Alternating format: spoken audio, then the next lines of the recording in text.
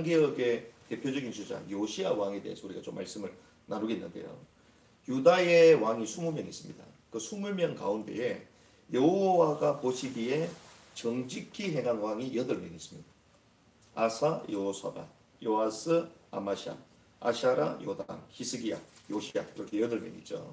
그런데 이 8명 가운데에 그 조상 다윗의 길로 행하였다고 평가받는 왕이 딱 3명 있어요. 다윗의 길. 그게 여호사밧, 히스기야, 요시야. 그래서 유다의 3대 성군이다 이렇게 얘기합니다. 그래서 요 세 왕에 대해서는 거의 다 빠지지가 않는 거죠. 그런데 요시야는 자로나 우로나 치우치지 아니했다 이렇게 얘기해요. 그런데 이 말은 요시야에게만 얘기합니다. 다른 왕들한테는 얘기를 안 해요. 그 말은 순수하게 하나님의 말씀을 지키고 자로나 우로나 치우치지 아니했다. 저와 여러분들의 걸음이 이 걸음이 되어야 될 줄 믿습니다. 아멘. 그래서 자로나 우로나 치우치지 않았다. 이 요시야를 통하여 하나님은 그 시대에 이제 개혁 운동을 이뤄가시는데, 사실은 오늘 왜 훌다에 대해서 오늘 말씀을 나누냐? 요시야가 개혁 운동을 할 수 있도록 본격화시킬 수 있도록 도운 사람이 훌다예요. 도운 사람. 우리가 개혁 운동을 하다 보면 멈출 수도 있거든요. 그 중단이 될 수도 있고, 그리고 중주에 또 포기할 수도 있습니다. 그런데 이 개혁 운동을 지속적으로 할 수 있도록 도왔던 숨은 공신이 누구냐? 그게 훌다입니다. 훌다. 그래서 우리가 첫 번째 봐야 될 것은 이제 요시야의 개혁 운동이 나오는데, 이 요시야는 8살 때 즉위를 했습니다. 8살 때. 8살 때 즉위해서 31년간 통치를 하죠. 그러면 40대까지 있었던 거예요. 30대 이제 말까지. 그 역대하 34장 1절에서 8절 보니까 이제 즉위한 지 8년 되던 해에, 즉위한 지 8년이 됐을 때 그때 다윗이 하나님을 구했습니다. 8살이니까 너무 어리잖아요. 그러니까 8년 정도 지나면 이제 청소년 기가 되죠. 그때의 다윗의 하나님을 구했습니다. 그게 첫 번째였어요. 그러고 나서 이제 12년에 유다와 예루살렘의 우상을 파괴합니다. 유다와 예루살렘 안에 있는 우상들을 타파하는 이런 일을 하기 시작하죠. 그런데 사실은 이 본격적으로 이제 개혁 운동을 했던 내용은 여호와의 율법책을 발견함으로부터 시작합니다. 우리가 막 개혁 한번 해보자. 그것도 좋은 의미겠지만 진짜 하나님 원하시는 개혁 운동을 하려면 말씀이 먼저 회복되어야 될 줄 믿습니다. 그래서 여호와의 율법을 먼저 회복함으로 개혁 운동이 이제 본격화가 시작이 되는데, 그래서 오늘 3절에서 7절 말씀 보면 이렇게 얘기합니다. 요시야가 이제 성전 수리하는 것을 지시를 합니다. 성전을 수리해라. 성전이 우상으로 가득 차 있고 회파되어 있기 때문에 성전을 정리를 하는 거예요. 그러고 나서 이제 8절에서 13절 보면 힐기야가 율법책을 준비합니다. 율법책을 발견하죠. 8절에 보니까 대제사장 힐기야가 서기관 사반에게 이르되 내가 주의 집에서 율법책을 발견했다. 율법책을 발견합니다. 그런데 이 율법책을 읽다 보니 이제 이스라엘에는 멸망에 대한 것들이 쭉 나오는데, 이제 훌다가 여기에 대해서 정리를 하는 겁니다. 두 번째 우리가 봐야 될 것은 이제 요시야 왕의 근심을 해결해 준 훌다를 우리가 볼 수 있어요. 14절을 보니까 이렇게 얘기합니다. 이에 제사장 힐기야와 또 아이감과 악벌과 사반과 아사야가 여대언자 훌다에게로 나아갔는데, 그녀는 하라스의 손자이자 디그바의 아들로서 예복을 관리한 자인 살룸의 아들이다. 이제 그녀는 예루살렘에서 그 일에 종사하는 사람들의 구역에 거주하였더라. 그들이 그녀와 대화를 나누었다. 왕이 이 책을 보고 고민을 했단 말이에요. 그런데 이 고민을 해결해 주기 위하여 왕의 신하들이 누굴 찾아갑니까? 훌다를 찾아갑니다. 훌다. 15절에 보니까 훌다가 이렇게 얘기합니다. 훌다가 그들에게 이르되 주 이스라엘의 하나님이 이같이 말하노라. 내가 너희를 내게로 보낸 사람에게 고하되, 이러면서 쭉 얘기를 해요. 그러면서 뭐라고 얘기합니까? 16절에 17절 보니까 범죄한 백성들에게 율법책에 기록된 대로 주님이 진노와 재앙과 저주를 내리시겠다는 거예요. 말씀하신 그대로. 그런데 18절에서 20절 말씀 보니까 이 말씀을 듣고 좋아하는 왕이 있겠습니까? 왕이 없죠. 이제 뭐 한탄하고 불안해하고 뭐 그러고 있겠죠. 그런데 이 말씀을 듣고 겸비하고 애통해 있던 요시야에게 평안함을 증합니다. 그게 뭐냐? 20절이에요. 그러므로 보라, 내가 너를 네 조상들에게 거두리니 네가 평안히 거두어져서 네 무덤으로 들어갈 것이요, 또 내가 이곳에 내릴 모든 재앙을 누구 눈에 보이지 않는다고요? 네 눈에 보이지 않는다. 그 말은 그 당시에 당신 당대에 이런 재앙은 일어나지 않을 것이다. 그의 생전의 재앙은 임하지 않을 것이다. 이걸 말하는 거예요. 무슨 말입니까? 지금 이 개혁 운동을 이끌어가는 이 요시아에게 우리가 결론을 알았을 때 재앙이 임할 것이고 결국 망할 것이다. 이러면 누가 개혁을 하겠어요? 그런데 주님이 뭐라고요? 말씀하신 그대로 범죄한 백성들에게 진노와 재앙은 임할 것이지만 너희 당대는 그렇게 하지 않을 것이라고. 너 당대는 그렇게 하지 않을 것이다. 그래서 왕의 고민을 가지고 있었을 때 신하들이 찾아간 게 훌다였잖아요. 그런데 이 성경이 참 재밌게 되어 있습니다. 훌다가요, 그들의 말을 전부 다 듣습니다. 14절에 보니까 그들이 그녀와 대화를 나누니라 되어 있잖아요. 그들이 그녀와 대화를 나눴다. 그럼 훌다는 어떤 사람이었냐? 대화할 수 있는 경청자였다는 거예요. 아멘. 우리가 사회를 아무리 잘해도요, 듣지 않으면 사회할 수 없습니다. 아멘. 현장의 소리를 들어야 되고 사람들의 그 깊은 마음의 소리를 들어야 되고 들을 수 있어야 되거든요. 이 훌다가요, 들은 사람. 그리고 뭐라고 얘기합니까? 15절에 훌다가 그들에게 이르되 주 이스라엘 하나님이 이같이 말하노라. 뭘 얘기합니까? 자기 생각을 말하는 게 아니라 주의 말씀만을 증거하는 너희들. 주의 말씀만을 들을 수 있었던 사람이요, 줄 수 있는 답을 가지고 있던 사람이죠. 하나님이 이 사람을 통하여 왕의 근심을 풀게 만드는 거죠. 그래서 앞으로 되어질 일들에 대해서 말하게 되는 거죠. 그래서 요시아의 개혁 운동이 이제 본격화되기 시작합니다. 본격화. 멈춰질 수가 있었는데 본격화되기 시작했던 거죠. 우리가 이 말씀을 가지고 말씀을 이렇게 정리를 하고 싶은데요. 지금 시대가 우리가 말세지말이라고 얘기합니다. 우리도 알다시피 이 마지막 때는 정말 이 개혁이 필요한 시대다. 제2의 종교가 필요하다. 이렇게 생각을 하잖아요.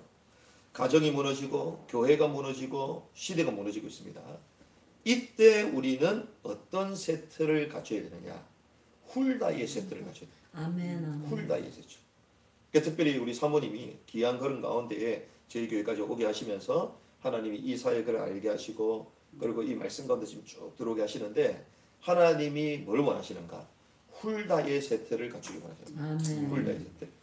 그러니까 보라 내가 세를 행하게 또 말씀하셨는데 세기를 가면 우리가 세틀이 형성되잖아요. 지금 세기를 왔습니다. 아멘. 하나님이 이 우리 마지막 때에 이 남은 자들이 연결되고 이 일곱 사회 가운데 하나님 우리를 부르서 계속 그 길을 가게 하시는데 이제 세틀이 준비되어야 되잖아요. 그럼 특별히 이 이사 신방 예배가 우연이 아니거든요. 아멘. 우리는 우연이지만 하나님은 필연이고 계획이거든요. 아멘. 그럼 하나님이 그냥 예배해라. 2023년 4월 20일 날 여기 와서 예배해라. 그게 하나님의 주권이다. 주님은 그게 계획이 아니에요. 그 시간표를 통하여 주시고자 하시는 메시지겠다는 거예요. 사모님과 그 가정에 우리들에게 주시고자 하는 메시지겠다는 거죠. 아멘. 그 말은 무엇인가? 훌다의 세트를 갖추는 거예요. 그럼 세 가지입니다. 세 가지. 훌다는 어떤 세트를 갖추냐? 첫 번째는요. 신실히 자신의 지위와 위치를 지키는 자로 칭찬받는 여사지. 신실히 자신의 지위와 위치를 지켰다. 이게 중요합니다. 자신의 지위와 위치. 왜 그러냐? 여선지자 이름은요. 대부분 다 드러냅니다. 대부분 잘난 척하고 다녀요. 여선지자. 미리암도 막 모세의 뭐 잘못된 걸 드러내고 그랬잖아요. 그 성경에 보면요. 여선지자들 칭찬받는 게 거의 없어. 거의 안 좋게 부정적으로 다 묘사가 됩니다. 그런데 훌다에 대해서는요. 긍정적인 것만 나와. 신기하게도. 그런데 오늘 본문에 뭐라고 얘기합니까? 이 사람에 대해서 소개하면서 그녀는 하나님의 음성을 듣고 예언을 하는 훌다가 이래야 될 거 아니에요? 근데 그렇게 얘기합니다. 14절 하라스의 손자이자 디그바의 아들로서 예복을 관리하는 자인 살룸. 이게 핵심이에요. 살룸이 포인트예요. 살룸. 하라스의 손자이자 디그바의 아들로서 예복을 관리하는 자인 살룸의 아내다. 이래요. 살룸이 핵심이잖아요. 그러니까 살룸을 주님께서는 드러내시고 이제 뒤에 이제 아내를 나오잖아요. 철저히 해드시고 지켰다. 그 말은 신실하게 자기 위치를 알았던 사람. 그러니까 하나님이 쓰신다는 거예요. 막 드러내가지고 이게 아니라. 그래서 저는 이제 사모님 만나면 막 얘기할 때 보면 옛날에 그 얘기가지고 목회 30년 했고 그리고 우리 목사님들을 얘기하시더라고요. 그렇지 우리 목사님. 그러니까 이게 훌다의 모습입니다. 아멘. 내가 했다 이게 아니라 하나님이 우리에게 은혜를 주셔서 우리 가정과 우리 목사님과 그리고 교회를 섬기게 하셨다. 그게 원칙인 거죠. 아멘. 그래서 오늘 본문에도요. 예복을 관리하는 자의 살림에 예복을 관리한다는 것은 사실 큰 의미가 없어요. 아주 평민이라는 거예요. 보통 사람입니다. 지극히 평범한 아내였음에도 불구하고 칭찬받는 여선지지였다. 그리고 많은 사람들이 그 사람을 찾아갈 수밖에 없을 정도의 역량이 있었던 사람이다. 그럼 신실하게 자기 위치를 지켰던 하나님 앞에 섰던 사람이라고 볼 수 있다. 아멘. 그게 첫 번째입니다. 그래서 지위와 위치를 지키는 칭찬받는 여선지지. 그리고 두 번째는 이제 왕의 신하들이 찾아올 정도로 말씀과 기도가 준비된다. 왕의 신하들이 찾아왔어요. 이 어마어마한 사람들이 있는데 왕의 신하가 어떻게 평범한 살룸의 아내를 가겠습니까? 그 말은 입소문이 다 났다는 거잖아요. 어마어마한 인물이지. 비록 우리가 이 높은 곳에 있다 할지라도 말씀과 기도로 준비되어 될 줄 믿습니다. 아멘. 그래서 하나님이 우상을 바로 앞에 뒀잖아요. 아멘. 날마다 말씀 가지고 기도하고 기도하면서 또 말씀으로 답을 찾아내고 그리고 이 지역의 사람들 저기 있으면요 이 동네 문화가 저렇게 돌거든요. 아마 이 동네에 병자들이 많이 있을 거예요. 저런 우상 문화로 가득 차면 무너진 자로 많이 있습니다. 그리고 이제는 뭐 가정적으로 삶적으로 가문적으로 무너진 사람들이 많이 여기서 숨겨질 거예요. 하나님이 그들을 살리라고 보내신 거죠. 아멘. 그러면 어떤 사람으로 되냐? 듣는 경처자가 됩니다. 듣는 자가 됐다. 그래서 왕의 신하들의 대화를 나눴다. 어떤 선지자들은 대화도 안 나누고 그냥 바로 직통계시해 버리잖아요.